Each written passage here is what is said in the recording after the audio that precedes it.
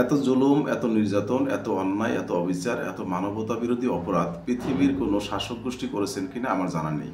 আপনারা যদি জেনে থাকেন অবশ্যই কমেন্টস করে জানাবেন। সুপ্রিয় দর্শক শ্রোতা, আসসালামু আলাইকুম। দেশ ও প্রবাস যে যেখান থেকেই ভিডিওটি দেখছেন সকলকে জানাচ্ছি আন্তরিক প্রীতি ও শুভেচ্ছা। দর্শক শ্রোতা, আমি আজকে বহুল আলোচিত এবং সমালোচিত সাবেক অবৈধ প্রধানমন্ত্রী স্বৈরাচার শেখ হাসিনা ওনার ব্যাপারে কিছু কথা বিশ্লেষণ করব। তাই সকলকেই বলবো, আপনারা যারা আমার চ্যানেলে যুক্ত হয়েছেন অবশ্যই চ্যানেলটি সাবস্ক্রাইব করে লাইক কমেন্ট শেয়ার করে দেবেন এবং ভিডিওটি শেষ পর্যন্ত দেখবেন। আপনারা সকলেই জানেন ফ্যাসিস্ট শেখ হাসিনা নানা সময় নানান বিতর্কের ভিতরে ছিল। তবে তিনি যখন ক্ষমতায় ছিল তখন তার ব্যাপারে গণমাধ্যম বলেন, সাধারণ কোনো ব্যক্তিবর্গ বলেন, কেউ কিন্তু মুখ খুলতে পারেনি।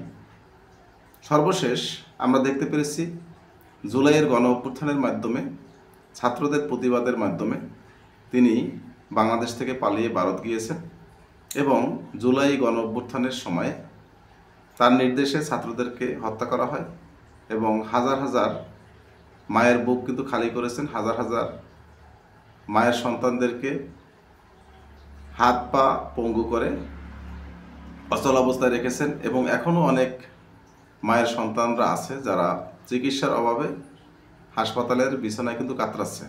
তাই সেই রকম একজন অপরাধী বাংলাদেশের সকল মানুষ চেয়েছিলেন যে হাসিনার বিচার কবে হবে। এটা নিয়ে আসলে দীর্ঘ একটা সময়ে কিন্তু পাড়ি দিতে হয়েছে, কারণ একটা বিচার ইচ্ছা করলেই কিন্তু দ্রুত করা যায় না, কারণ কিছু ডকুমেন্টসের ব্যাপার থাকে। যদিও শেখ হাসিনার হাজারো ডকুমেন্টস সোশ্যাল মিডিয়াতে ঘুরপাক খাচ্ছে, তারপরও মন গড়া কিছু করা যায় না। সেক্ষেত্রে একটু সময় বেশি লেগেছে।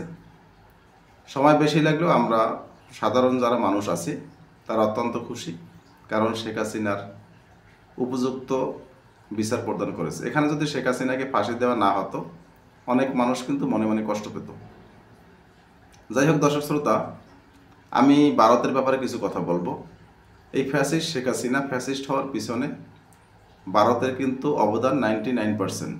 কারণ ভারত সবসময় চাইতো শেখ হাসিনা ক্ষমতায় থাক, কারণ শেখ হাসিনা যদি ক্ষমতায় থাকে তাহলে ভারত তাদের সুবিধা নিতে পারবে বাংলাদেশ থেকে।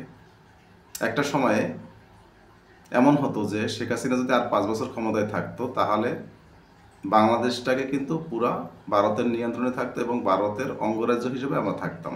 এটা কিন্তু শেখ হাসিনা চেয়েছিল। আর শেখ হাসিনা তো দেশপ্রেমিক না। শেখ হাসিনা চিন্তা করেছে আমার বাবাকে মেরেছে, আমি বাংলাদেশে এসেছি প্রতিশোধ নেওয়ার জন্য, আমার দেশে কিছু যায় আসে না। টাকা কামিয়েছি অবৈধভাবে, যতদিন বেঁচে থাকবো টাকার বিছনার উপরে শুয়ে বেঁচে থাকতে পারবো। তারপর এক সময় যদি মরে যাই তখন বাংলাদেশের কি হবে না হবে সেটা আমার দেখার বিষয় না।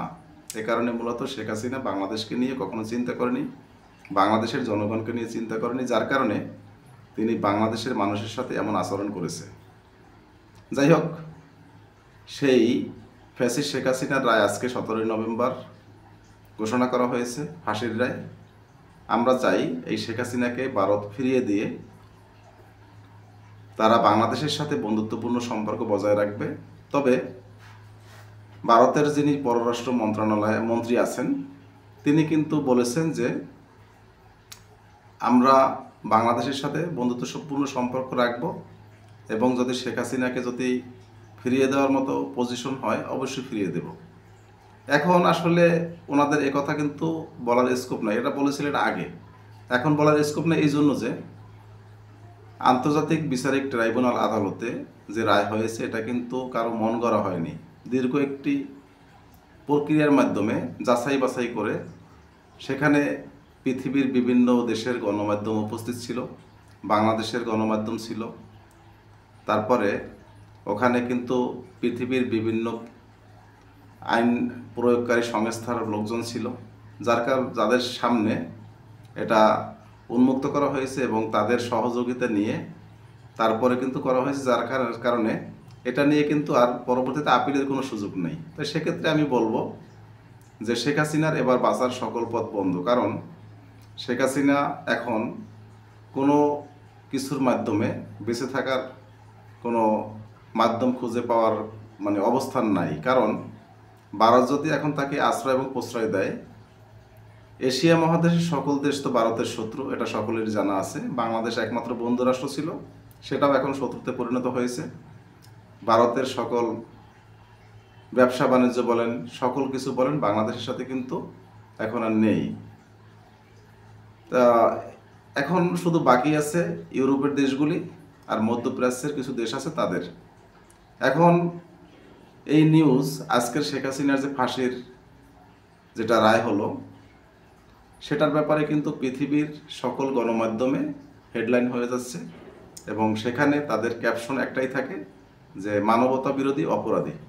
তা যেখানে পৃথিবীর সকল রাষ্ট্র তাকে মানবতা বিরোধী অপরাধ হিসেবে শেখ হাসিনার রায়কে সাধুবাদ জানিয়েছে, সেখানে ভারতের মতো একটি দেশ শেখ হাসিনাকে আগলে রাখার কোনো সুযোগ আমি দেখছি না। যার কারণে আমি একটা জিনিস কল্পনা করি, চিন্তা করি যে মোদির যত বড়ই কাছের লোক হোক না কেন, মোদির যত বড়ই বন্ধু হোক না কেন শেখ হাসিনাকে ফেরত দিতে তিনি বাধ্য। কারণ আন্তর্জাতিক চাপে হলেও শেখ হাসিনাকে তিনি ফেরত দিতে বাধ্য থাকবেন বা দিবেন। আর মোদিকে একটা কথা বলতে চাই যে এই বুড়া বয়সে শেখ হাসিনার মতো অসাল মাল রেখে আপনার কোনো লাভ নেই। আপনি এখনও শারীরিকভাবে সক্ষম, দেখতে সুদর্শন। আপনি চাইলে ইন্ডিয়াতে অনেক ভালো ভালো জায়গাতে আপনি যে কোনো মডেল হোক, নায়িকা হোক, তাদের সাথে কিন্তু সম্পর্ক স্থাপন করে তাদের সাথে বিয়ে বন্ধনে আবদ্ধ হতে পারবেন। এখন তো শেখ হাসিনার ঠিকমতো কানেও শোনে না, তারপরে ভালোভাবে চোখেও দেখে না, মুখের আকৃতি হয়েছে শয়তানের মতো। তো সেক্ষেত্রে তাকে নিয়ে এতটা উদ্বিগ্ন হওয়ার কিছুই নেই। মোদিকে বলছি, আপনি দ্রুত শেখ হাসিনাকে ফেরত দেন, আমাদের দেশের মাল আমাদের দেশে ফিরিয়ে দেন এবং আপনি সারা বিশ্বের কাছে ক্লিয়ার থাকেন এবং বাংলাদেশের সাথে সুসম্পর্ক বজায় রাখেন, বন্ধুত্বপূর্ণ সম্পর্ক বজায় রাখেন। শেখ হাসিনার জন্য কিন্তু আপনি বাংলাদেশের সাথে বন্ধুত্ব নষ্ট করতে যাচ্ছেন বা করছেন। তবে এই শেখ হাসিনাকে নিয়ে কিন্তু ভারতের যারা সাধারণ জনগণ আছে তারা কিন্তু ইতিমধ্যে কয়েকবার কিন্তু মিছিল মিটিং করেছে এবং তারা আন্দোলন সংগ্রামে কিন্তু প্রস্তুত। কারণ শেখ হাসিনার সম্বন্ধে সারা বিশ্ব যেহেতু জানে, ভারতবাসীও জানে যে শেখ হাসিনা কীরকম অপরাধী। তাই সেরকম একজন অপরাধীকে মোদি যদি আশ্রয় প্রশ্রয় দেয় তাহলে অবশ্যই ভারতের জনগণ মোদির বিরুদ্ধে ব্যবস্থা গ্রহণ করবে। তাই মোদিকে রাখার কোনো স্কোপ আমি দেখছি না। দর্শক শ্রোতা, আমার ভিডিওটি আর লম্বা করব না। আমার ভিডিওটি এতক্ষণ যারা দেখছেন সকলকে ধন্যবাদ জানাচ্ছি। আর আমার চ্যানেলটি যারা সাবস্ক্রাইব করেননি এখনও, অবশ্যই চ্যানেলটি সাবস্ক্রাইব করেন। আসসালামু আলাইকুম ওয়া রাহমাতুল্লাহ।